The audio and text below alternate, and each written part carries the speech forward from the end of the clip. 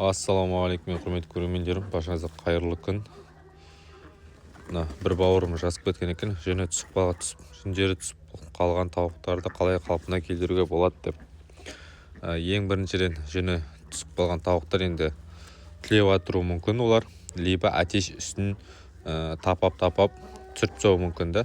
Либо болмаса птицефабрикадан шыққан тауықтардың жүндері сондай түсіп қалған болады.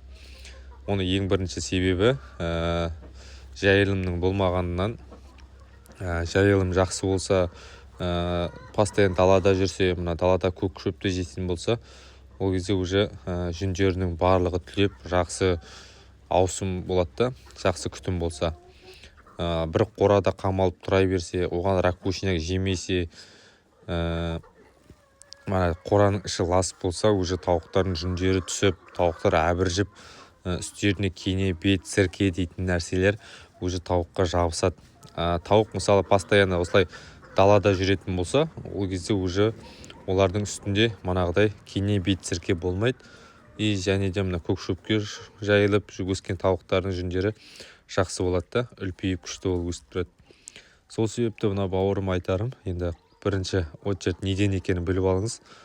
Мүмкін ол үстінде әтеш көп шығарса, әтеш көп болса, тауықтарға таласып, үстін бәрін бытшын шығарады да, секіріп.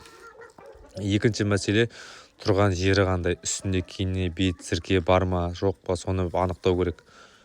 Онда ештеңе болмайтын болса, онда тауықтарыңызға витамин беріңіз, манағыдай чиктоник деген сияқты.